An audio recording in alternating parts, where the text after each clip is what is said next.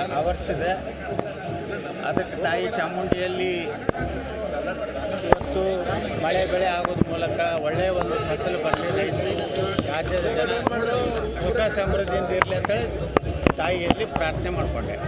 Sir, ಈಗ ಬರಗಾಲ ಇದ್ದು ಮನೆ ಅಂತಲೇ ಹೇಳ್ತಾರಲ್ಲ ಸರ್, ಏನು ಸರ್ ಒಡೆದ ಮನೆ ಮತ್ತು ಅದು ಏನು ನೋಡಿದ್ರಲ್ಲ ಮೊನ್ನೆ ವಿಧಾನ ಪರಿಷತ್ತಿನಲ್ಲಿ ಯಾವ ರೀತಿ ಒಂದು ಅಡ್ಡ ಮತದಾನ ಆಯಿತು. ಅದಾದ ಮೇಲೂ ಸಹ ಅದರ ನೈತಿಕ ಜವಾಬ್ದಾರಿ ರಾಜ್ಯಾಧ್ಯಕ್ಷ ತಗೋತಾ ಇಲ್ಲ, ಮತ್ತು ಯಾರೂ ತಗೋತಾ ಇಲ್ಲ.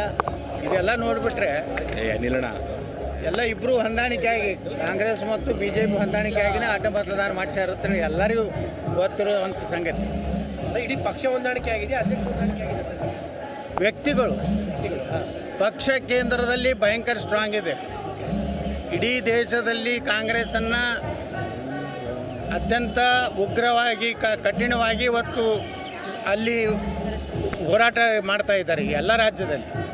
ಅದು ಕರ್ನಾಟಕ BJPಯಲ್ಲಿ ಇವತ್ತು ಹೊಂದಾಣಿಕೆ ರಾಜಕಾರಣದಿಂದ BJP ಕಾರ್ಯಕರ್ತರು, BJP ಕಟ್ಟಿ ಬೆಳೆಸಂಥ ಕರ್ನಾಟಕದ ಏನು ಜನ ಹಿರಿಯರಿದ್ದಾರೆ, ಅವರು ಭಾಳ ಇವರ ಒಂದು ಚಟುವಟಿಕೆಗಳು ನೋಡಿದ್ರೆ ಇವತ್ತು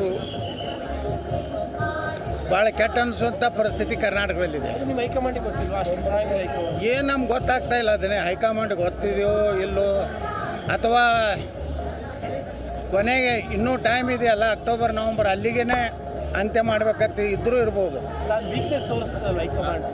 ಇಲ್ಲ, ಹೈಕಮಾಂಡ್ ಏನು ವೀಕ್ ಇಲ್ಲ.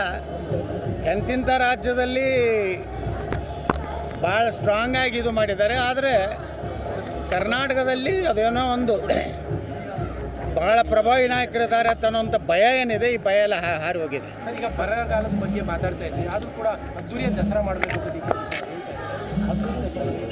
ನೋಡಿ, ಇವತ್ತು ದಸರೆ ಬರುವವರೆಗೂ ಈಗ ವಿಜಯದಶಮಿ ಬರುವವರೆಗೂ ಆ ಭಗವಂತ ಒಳ್ಳೆ ಮಳೆ ಬೆಳೆ ಕೊಡ್ಬೋದು ಅನ್ನೋಂಥ ದೃಷ್ಟಿಯಿಂದ ಇವತ್ತು ವಿಜೃಂಭಣೆಯನ್ನು ಮಾಡಬೇಕನ್ನೋಂಥದ್ದು ಏನಿದೆಯಲ್ಲ, ಆ ವಿಜೃಂಭಣೆಯಲ್ಲಿ ಮುಂದಿನ ದಿವಸಗಳಲ್ಲಿ ಆ ದೇವರ ಅನುಗ್ರಹ ಏನಾಗ್ತದೋ ಅದ್ರ ಮ್ಯಾಗಿಂದ ನಿರ್ಣಯ ಮಾಡಬೇಕು.